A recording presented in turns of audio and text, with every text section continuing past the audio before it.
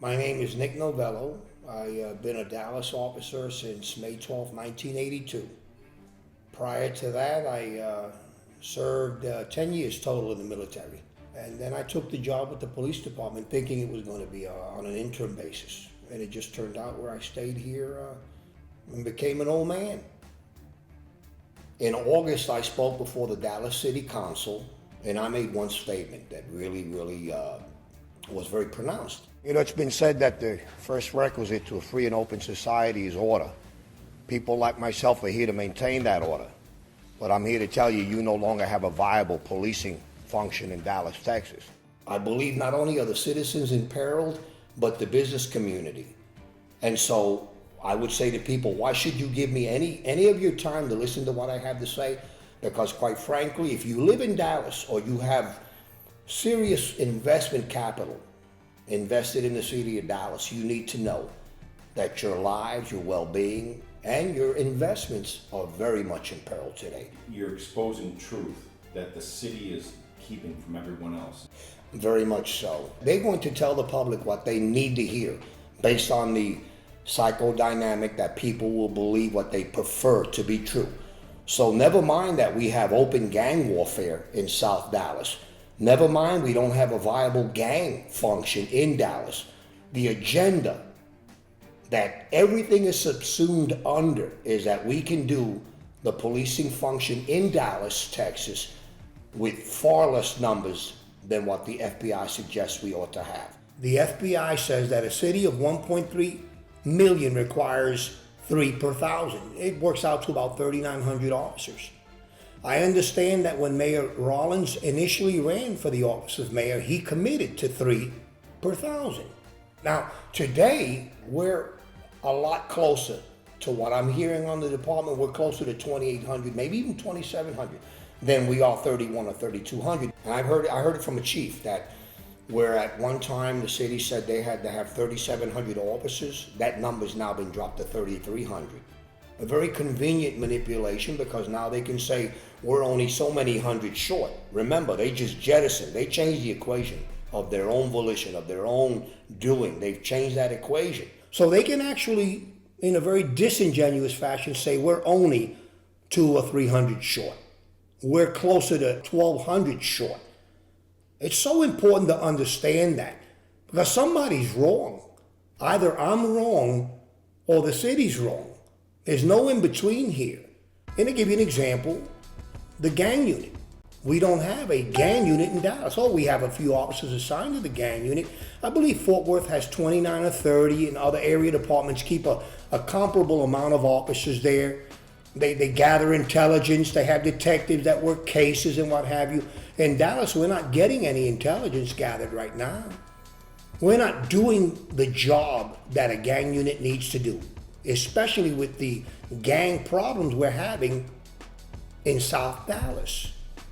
Now, at Central, where once we had 20 detectives, we have 4. Where the hit and run department there at Central once had, I think, close to 20. They have 4. The motor jocks in Dallas used to be 40 or 45 motor jocks. They're about. They have 12. Homicide is reduced. Narcotics is reduced. The very patrol function, the meat of the department has been greatly reduced. Those of us who remain here now, today, are going to be ridden into the ground. So the mindset, and I don't understand it, but that's the way it is, those who run the department really believe we, the patrol function, came into the world, saddled and bridled to be ridden. And they came into the world, booted and spurred to do the riding. So the inverse relationship between stress and the job has become very real. We have very few officers, they're micromanaged. And again, you have to remember the justification for that is we need to create the impression, the perception that we can in fact get the job done with 3,000 or less police. It's so important because should that fail, then the mayor will have a problem.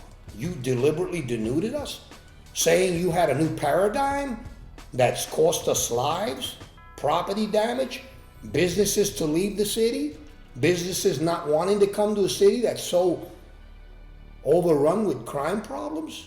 That's where we are. We're not gathering intelligence on the various gangs that are operative in Dallas right now.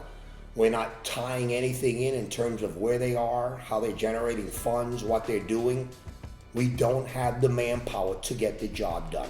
So in lieu of getting the job done, we sell the city a bill of goods that we are in fact getting the job done. But I know, and I think anyone who's going to be totally blunt and honest about this, that the citizens of Dallas, especially minority communities, are not getting any real police service. And then the business communities today in Dallas that are investing hundreds of millions of dollars and that are dependent upon a clientele coming out to frequent those businesses, if it's established that the city is unsafe, they're going to lose a lot of money. A lot of money. And the mayor's priority to build a park that may cost $700 million to $1 billion in the Trinity River bottoms, who's going to patrol that? Who's going to keep that safe? You know, I have to make one point that the chief says the vice function, at least for the time being, will be taken over by patrol. We can't even provide any proactive policing now. How are we to do any type of work that would go along the lines of dealing with prostitution and gambling? Those are time-intensive endeavors. We don't have the manpower. Is pay a big driving force too in not just morale, but in obtaining fresh officers to make things safer even? Well, in my estimation, when every area department offers starting salaries from $55,000 to $63,000, and the Dallas Police Department offers $46,000 to start. This is off a chart that was published last year, so it may have changed. But the fact of the matter is, yeah, when the city manager says we're going to judiciously and prudently work towards increasing the numbers, I don't understand how you can anticipate hiring anyone when you're $10,000 to $15,000 less in starting salary. It seems outrageous. Is there a flight of officers leaving the department, going to the suburbs because of the pay disparity? We've lost a lot of officers. We've had some of our best cherry-picked by Fort Worth and Frisco and Plano, and they're gone. You really can't blame them. You can't blame these guys for leaving a department that palpably has shown no concern for them, none. I don't know, I'm very careful of how I phrase this, but the mayor obviously has an animus for us because he's deliberately worked towards undermining us in every instance. And when you use that hate language that he used, they have taken the citizens out in an alley and just pistol whipped them. I mean, what they are doing is exacerbating the mistakes that have been made for the last 15 years, shackling the wrist of these taxpayers for the next, till the second coming, okay? Well, if we're 1,200 officers short and vastly underpaid, what's he talking about? And where are the monies going? Because Dallas is awash in new projects. Dallas is awash in great sums of money coming into the city. And yet the mayor portrays a city of 1.3 million as being on the verge of bankruptcy. I would suggest that someone with the wherewithal to do a forensic analysis of where the monies are right now, how much is coming in, where those monies have been committed to. Because I think that the mayor really believes that policing can be done with a warm body in a uniform. So he knows the cost of running the Dallas Police Department. He simply has no clue about the value of running this department, the value of the person who's taken an oath to die doing the job. That he has no clue about. So with the city government being antagonist with the police department, does this chief even stand a chance, or do you think she was brought in with an agenda? Yeah, I think, Mike, she stands a real chance at doing what she was brought in to do. And that's to do the mayor's agenda. That's what she was brought in to do. She was not brought in to provide any out-of-the-box solutions. I don't know her. I've not met her. I don't speak with rancor about her. I don't know her. But everyone knows that the only criteria she had to meet was that she was aboard with the mayor and his agenda to remake the department. And as we remake the department today, in real time, there is real fallout in the form of citizens not receiving police service, citizens being hurt, some being killed, and are not responding. As a beat cop, and I'm there every day, I can tell you this is so important to establish the point that we're doing mop-up work. We're not providing real-time police response to situations that are, in many cases, very dangerous. So you say we're around 2,700 officers, and we should be 3,900 officers. What does this look like? What is the state of the police department? Let's just use a little smaller example. Say at your substation, what are we looking at there? What are we putting on the street on a day-to-day basis? Well, many times I work 7 a.m. to 3 p.m., and after the 7 a.m. detail, there may be 7 of us there. After detail and special assignments are given out, we have 2 or 3 elements for call answering. Never mind the amount of calls being held, we have 2 or 3 officers for call answering, period. So the police function, as far as patrol, is responding to calls for police service, isn't that correct? Well, that's the way it ought to be. Well, then you have 3 officers, if you're telling me 3 officers responding to that need. Is that even possible? No, it's not possible. That's why I want to say something here that may sound incendiary. What we have here is a perception that's being massaged into existence that we can get the job done. It's strictly a perception. The actuality is we can't get the job done. We're not getting the job done. What I see is that we're going through an experiment. We're trying to recreate the department in the mayor's image. What he won't speak to is the fact that we're having tremendous crime and tremendous violence occurring on the streets of Dallas. All of that is suppressed information. We're being deliberately dismantled.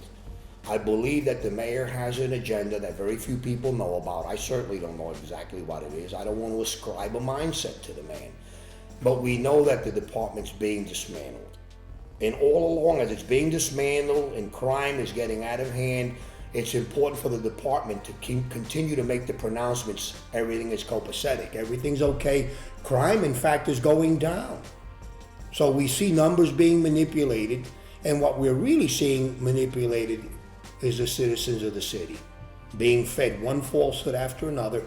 But I would submit to you, the business community is starting to become aware that if you don't have a fully functioning police department, you don't have a safe environment.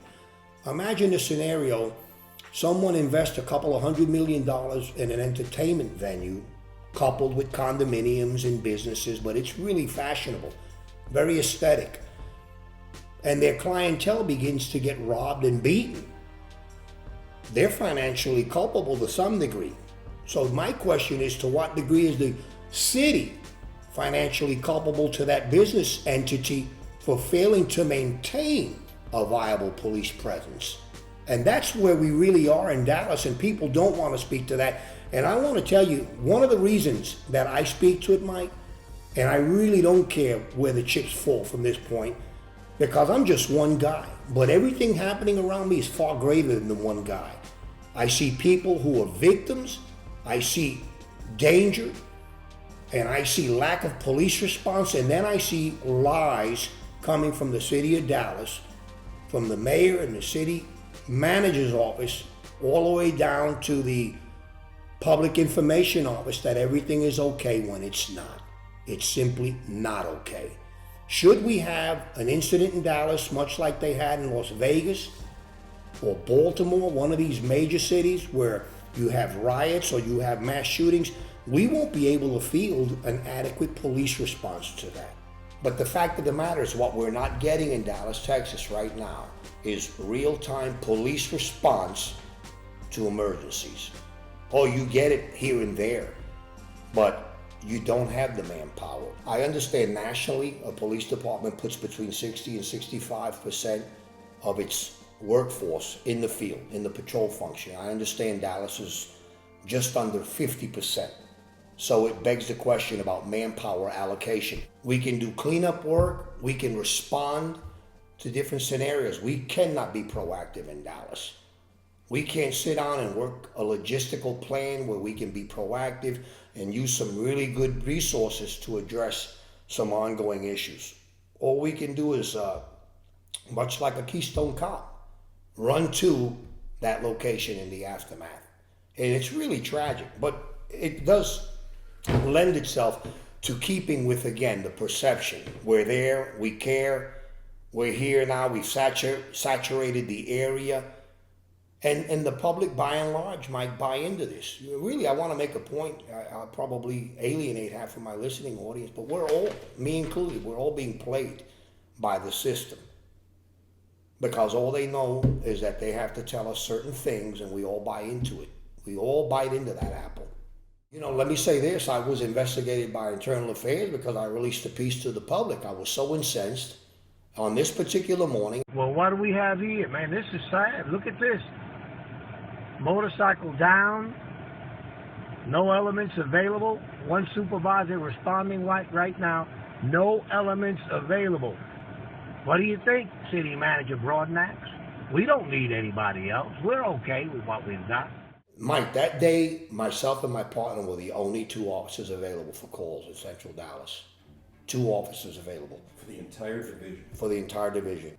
How can the officers feel safe doing their job with 2 officers in an entire division? Was there any compensation? Did the supervisors tell you to just work together, or what happened? Well, no, we were in the same car together that particular day, but it was still so upsetting because you could get what they call a CIT call, which requires 4 officers and a supervisor. You don't have the 4 officers there. You could get a call where you could get hurt and be on the street and know where are you going to get help from. I said these things before the Dallas City Council. If we're going to see any changes to this, Mike, I mean this, the only way this will happen is the business community will confront the mayor's office and say, what are you doing and why? I think the mayor's looking to take full control of the public service, or should I say first responders, inclusive of the pension. It'll probably really make for a problem for those already retired who served with great distinction and risked their lives. They may very well see their pensions impacted much like Detroit's was. Which begs another question. The chief that came in from Detroit, her entire tenure in Detroit was done under the auspices of a consent decree. So she is used to this atmosphere that we're in now in Dallas. So are we heading that way? And if we are, I would suggest to the business community, you guys need to get some answers from downtown. And don't assess the response to your questions by what is said. Take a hard look at what's being done. Whoever's in a position to vet what's happening in Dallas needs to come in independently and start assessing where the monies that we're coming or getting in, all these monies, where they're going, how they're prioritized, how those monies are spent. Because I think you remember the scandal some years ago that the city could not account for millions of dollars in HUD money. No paper trail, nothing. And yet we don't read of any fallout from that. Isn't it true that you lodged a complaint against chiefs that were criminally negligent? Yeah, this is true. I went to the FBI on a sitting chief, charged that chief with obstruction of justice and witness tampering. Nothing ever came of it. Nothing. I went to public integrity and nothing ever came of it. And that was expected. You know, when I speak, Mike, much like my speaking here, I speak hopefully for 2 reasons: to provoke a hard virgin look at what's there by the citizens in the business community, number 1, and I also speak to establish culpability. Because when this stuff really gets bad later, no one in city government or with the police department can say, gee, we didn't know. Yeah, you know. You know. And so the question comes, what did you do once you knew? Because everything I'm saying, I want to say this very plainly, the city ought to send a representative from the mayor's office or the city manager's office to rebut everything I'm saying. If I'm wrong and I've conjured a lot of this up, I should be sanctioned. I should lose my job. And if what I've done is illegal, I should be put in the county jail for it. I don't say that lightly. But again, I'm tired of seeing young people criminalized. I'm tired of seeing older folks along with the young people victims in our culture because we don't have a viable policing function that polices and is transparent to itself in terms of showing the citizens you can trust us and we'll tell you why. I think we're all tired of hearing police officials make the comments that integrity means everything to us and they are contentless declarations. And that's what we've got going on here. Oh, integrity and transparency mean the world to us. But go downtown and put an open records request in and see if you get that request honored. They're going to go ahead and go to the state attorney general's office to see if they can quash that. Why would they have anything to hide?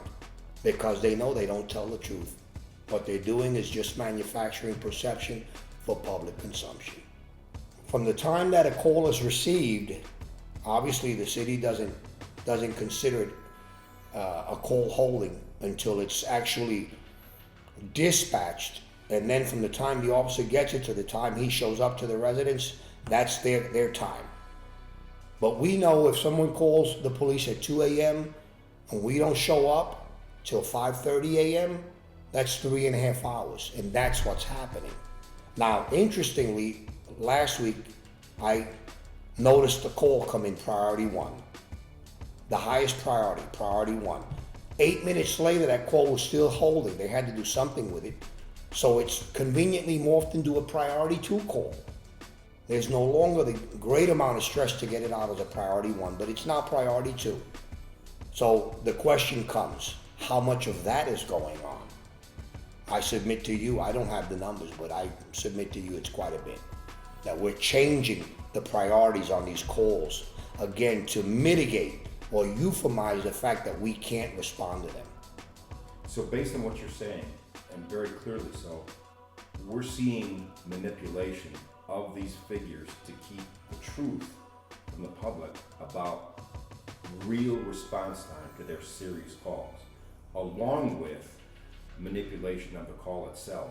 It would seem to me this would be call for a Department of Justice investigation here as to how badly this has been dismantled on purpose and what the response has happened here.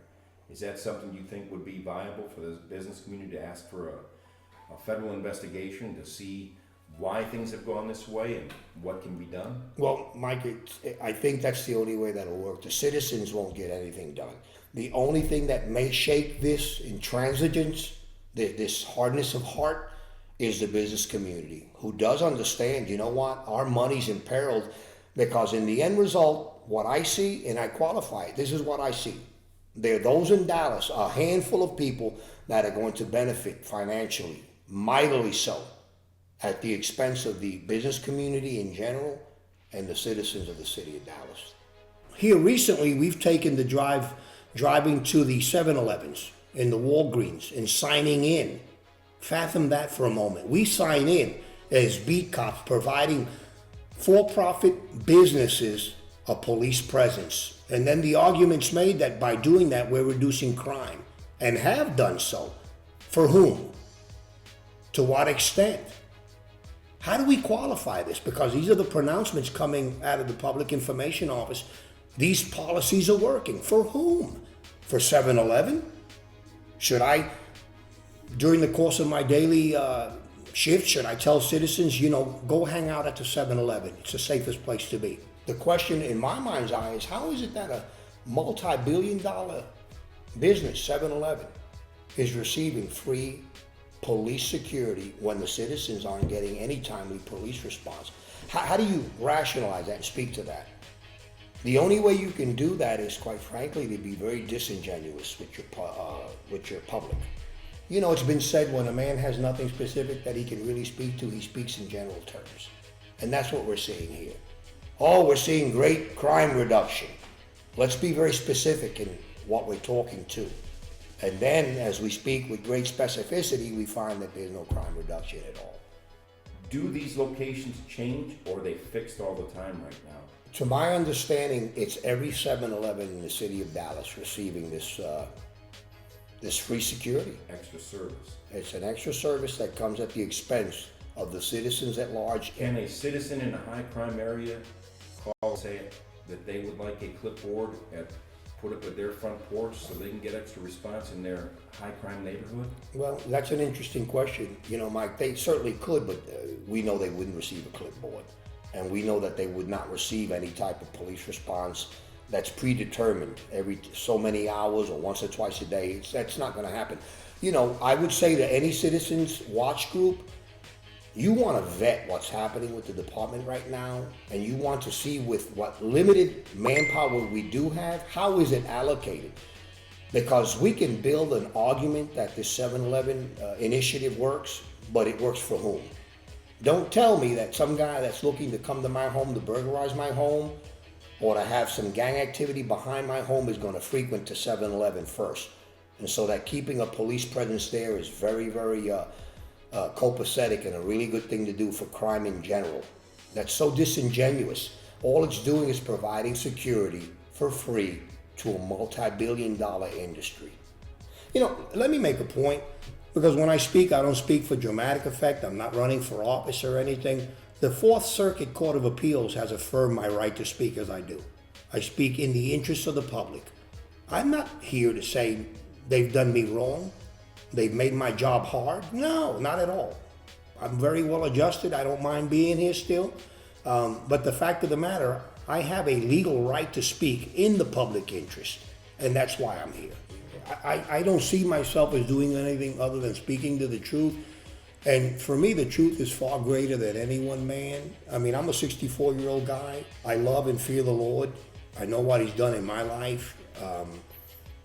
I go to prison ministry and I talk to men that are doing 15, 20 years for a usable amount of narcotics. I talk to veterans who've served honorably, risked so much for the country. They come back with medical needs. And as soon as they medicate using medicinal cannabis, they're criminalized. I wouldn't emphasize the fact that I could lose my job or maybe something worse could happen to me. What I would emphasize is shame on you, those of you in the profession who know the truth and refuse to speak. Because if you're a believer, your biblical mandate is to speak truth into your culture, and you've chosen not to because you value and esteem your singular life more than you value and esteem those you live with and those you've sworn to protect. And so for me, it's a privilege to sit here. I don't have anything I'm risking that I don't gladly risk speaking these words. I'm not in Afghanistan, Russia, China, Indonesia, where I could be put to death for speaking. Not yet, anyway. So this is not a big thing to come here and speak the truth. It's really crazy when people say, well, you've got moxie to speak the truth? Really? It takes moxie to speak the truth? That's sad if we can really say that statement and believe that.